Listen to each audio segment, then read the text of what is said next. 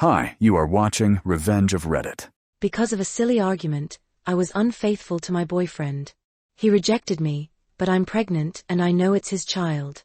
I won't let him abandon us. I don't even know how to start this. I know I'll be judged, and I deserve it, but I really need advice. I don't want to lose him. I don't want to lose everything we had, and I know I've made the worst mistake of my life. I'm 27 years old and I've been in a relationship with Ramiro for 2 years.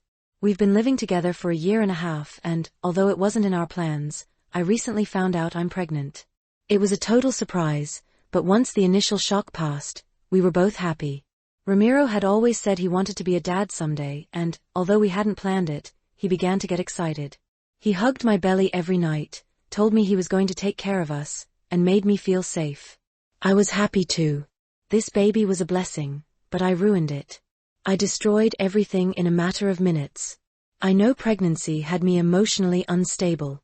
I felt irritable all the time. Sometimes I cried for no reason, and other times I got angry over nonsense.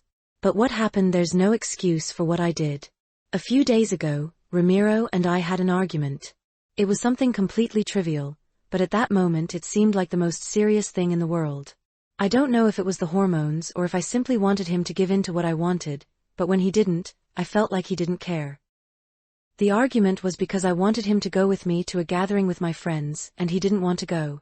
He said he was tired, that he had worked all day and preferred to rest at home. I insisted. I told him he never did things with me, that he always made excuses. He replied that it wasn't true, that we did go out together, but that at that moment he simply didn't feel like it. I got angry. I got very angry. Not because he didn't have a point, but because he wasn't giving in to what I wanted. In my head, if he loved me, he should have said, "Okay, I'll go for you." But he didn't. We argued, I yelled. He got upset and told me that if it was so important to me, then I should go alone, that he wasn't going to stop me. So I grabbed my things and left the house. I expected him to call me, to come after me, to stop me. But he didn't.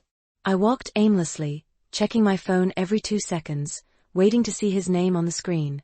He didn't call. He didn't write. Nothing. In my mind, that meant he didn't care.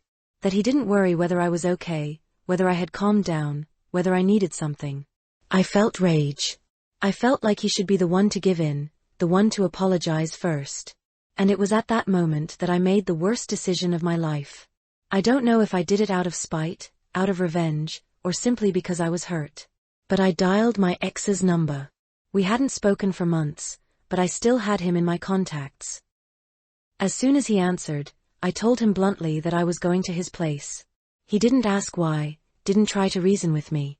He just said, "Okay." I took a taxi. I remember every second of that ride. My heart was pounding, but it wasn't excitement. It was anger. Rage. If Ramiro doesn't value me, screw him, I thought. Let him learn he can't treat me like this. Let him look for me and regret it. When I got to my ex's house, we didn't talk much. It was almost automatic. I didn't think. I didn't stop. I just wanted Ramiro to suffer the way I was suffering. I jumped on my ex and took him straight to his bedroom. He obviously didn't complain and took advantage of the situation. And then while we were in the middle of it, my phone rang. It was Ramiro. I froze. My ex looked at me and asked if I was going to answer. I hesitated. Part of me wanted to ignore the call, but another part wanted to hear his voice. I wanted to know he was worried, that he was looking for me. I took a deep breath and answered. "Hello." On the other end, Ramiro's voice sounded calm. "Are you okay? Are you coming home now?" he asked. And right then, I made the worst possible decision. Instead of doing the right thing, instead of staying silent or trying to end the call quickly, I decided to go further. In my twisted mind, I still wanted to punish him. I still wanted him to feel what I was feeling. So with all the coldness in the world, I answered, "I'm busy, Ramiro. I'm being *****ed really good, so don't worry about me." My ex seemed to enjoy the situation, so he started moving harder and I let myself get carried away even more by the moment. We made a scene. There was silence. A silence so long that for a moment I thought he had hung up. Then I heard his breathing. "What are you doing?" That was all he said. I didn't respond. I had nothing else to say. I had dropped the bomb, now all that was left was to see the disaster it caused. And it did. Ramiro didn't yell. He didn't insult me. He didn't say anything else. He just hung up.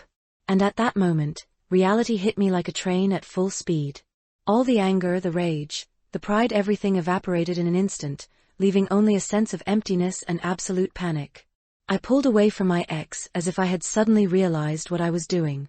I covered myself with the sheet and looked at him with a mixture of guilt and despair. Why didn't you stop me? I shouted at him almost. My ex looked at me like I was crazy. What? You're the one who called, the one who came here. Don't look at me like it's my fault. And he was right. It was my fault. Only mine. I got out of bed immediately and began to dress, my heart pounding in my throat. My ex tried to say something, but I didn't even listen. My head had only one thought, Ramiro. I tried to call him. First once, then again, then again. Nothing. I rushed out of my ex's apartment, feeling like I couldn't breathe. I called a taxi while I kept dialing his number.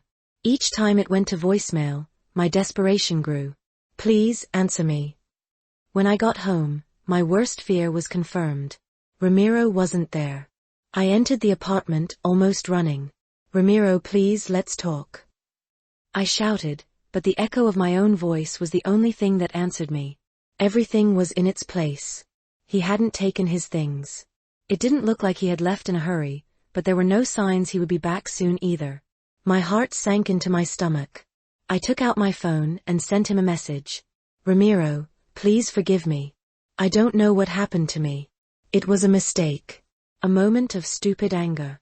I love you, I don't want to lose you. Please answer me. Message sent. Seen. And no response. I didn't give up. I couldn't. So I sent him a voice note. I know you're hurt, you're angry, and you're right. There's nothing I can say to justify what I did, but I swear I've never done something like this before. I've never been unfaithful to you. Please give me a chance to explain. To fix this. And again seen, but no response. I kept writing him. Begging him. I love you. I don't want to lose you. I don't know what I'd do without you. Please say something, please. But nothing. Hours passed and every minute without a response felt like a punch to the chest. I couldn't sleep. I stayed on the couch, hugging myself, feeling like the most horrible person in the world. I kept asking myself how I had gotten to this. How I had been capable of ruining everything in a matter of minutes. I thought about the baby. The night before, Ramiro and I had been talking about names. We hadn't decided yet, but he said he liked the name Santiago if it was a boy and Isabella if it was a girl. He seemed so happy. And now he probably hated me. I didn't stop calling him or writing to him until my eyes couldn't anymore and I fell asleep. When I woke up, the first thing I did was check my phone. There was a message from him. For a second I felt relief. Finally, he had responded.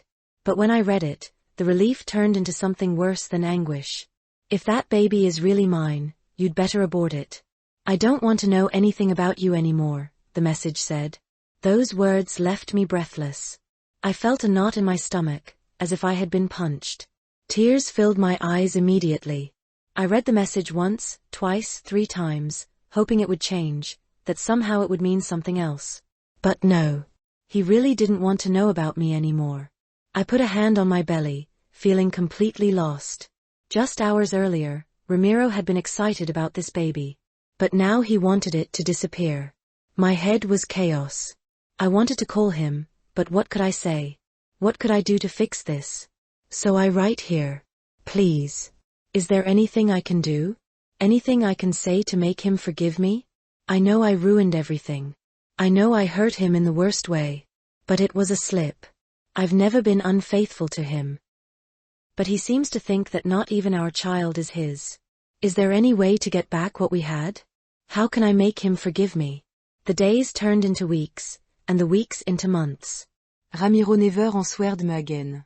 His silence was worse than any insult. I kept sending him messages when I found out the baby's sex, when I went to my ultrasounds, when I felt the first kicks inside me. Not because I expected him to reply, but because I wanted him to know. I wanted him to be aware, to understand that even if he had blocked us out of his life, we were still here, alive and waiting. Sometimes he left the messages unseen. Other times he simply ignored them. I didn't dare to go to him in person. I was terrified he would refuse to see me, or worse, that he would repeat to my face what he had already written, that he hated me, that he wanted nothing to do with me. So I waited. I told myself there would come a time when he wouldn't be able to ignore us. That moment arrived the day Santiago was born. The labor lasted more than 10 hours. At one point, I thought I wouldn't survive. The pain was unbearable, my strength was gone. But when I finally held him in my arms, everything made sense again. Santiago was so small, so fragile, and yet, he filled me with a love I didn't know I was capable of feeling. I thought of Ramiro instantly. This is his son, I whispered to myself. No matter what happens, nothing can change that. It was hard to go through it all without him by my side, but I kept repeating in my mind that I was doing it for both of us, that someday Ramiro would understand. Luckily, my parents supported me through everything, and thanks to them, I didn't collapse completely. Santiago is beautiful. He looks so much like Ramiro, his eyes, his nose, the same calm expression when he sleeps. Looking at him convinced me that sooner or later Ramiro would have to recognize him. He wouldn't be able to deny it. When I left the hospital, I tried to call him again. He didn't answer. So I sent him a photo of Santiago wrapped in his blue blanket with the message, "This is your son. Look closely. You can't abandon him. You can't refuse to recognize him." He read it. But there was no reply. I told myself it didn't matter, because it didn't change reality. He could hate me, he could ignore me, but Santiago was his son. And that meant he would always be part of our lives, whether he wanted it or not. I decided to do whatever it took to make him take responsibility. I consulted a lawyer, who confirmed that I could demand a paternity test. If the result was positive, I could force him legally to pay child support. I didn't care about the money. I wasn't doing this for money. I was doing it because it was the only way to keep a connection with him. The only way to make sure he couldn't erase us completely from his world. I knew this would make him hate me even more, but at least it would tie him to us in some way. I don't want Ramiro to find another woman. I don't want him to move on without me. His future is supposed to be with me. I made a mistake, yes. I ruined everything, I admit it. But what we had can't just vanish overnight. Not because of something so simple, so stupid, so meaningless. We loved each other. We had dreams, plans, a life together. I won't let him go. And I know that when he sees Santiago, when he holds him, when he realizes this is his son, he will change his mind. He will come back. He has to. Time went on, and I convinced myself that sooner or later Ramiro would give in. That no matter how angry he was, he wouldn't be able to resist the truth. Santiago was his son. But the truth didn't arrive the way I imagined. The paternity test confirmed what I already knew: Santiago is Ramiro's child. Now by law, he must pay child support. Every month, the money arrives on time. But along with it comes silence. No messages, no calls, no visits. Nothing. It's as if we don't exist. He fulfills his obligation like a stranger forced into it, as if the only bond between us was money. And that is unbearable. I don't want his money. I wanted his love, our family, our life back. But he doesn't understand. He has refused to see Santiago even once. He doesn't want to hear about him. He doesn't even ask. It's as if he wants to punish the child as well, when my baby is innocent. I know I didn't make the right decisions. I know forcing him into this wasn't the best way. Many people warned me, and I ignored them. But everything I've done, I did because I love him. Because I couldn't stand losing him. And yet, I feel I've lost him more than ever. I told myself I couldn't give up. That this couldn't just end with money and silence. Ramiro needed to see Santiago. To meet him, to look at him, to realize he was his son. So one afternoon, I took Santiago in my arms and went to Ramiro's house. My heart was pounding so hard I thought I would faint. I knocked on the door and waited. When Ramiro opened and saw me, his expression was worse than anything I had imagined. There was no surprise, no sorrow, not even anger. Only disgust. He looked at Santiago in my arms, then at me, and his eyes were colder than ice. In that look, I felt we were nothing. That we had never been anything. Ramiro. I tried to say, but he didn't let me finish. He slammed the door in my face. I stood there frozen, unable to process what had just happened. I thought at the very least he would ask about his son, that he would say something, anything. But no. To him, we don't exist. Desperate, I knocked again and again, begging him not to deny his child. My voice broke, neighbors came out to watch, but no one helped. Ramiro never opened the door. That was the moment I truly collapsed. I returned home in pieces, not knowing what else to do. That night, I cried until I couldn't anymore. Since then, I've felt trapped in this endless nightmare. All because of one impulsive mistake. One decision made while blinded by anger, hormones, fear of losing him. But I can't let it end this way. There must be a way to save what we had. There has to be. Tell me, what can I do? How can I make him forgive me?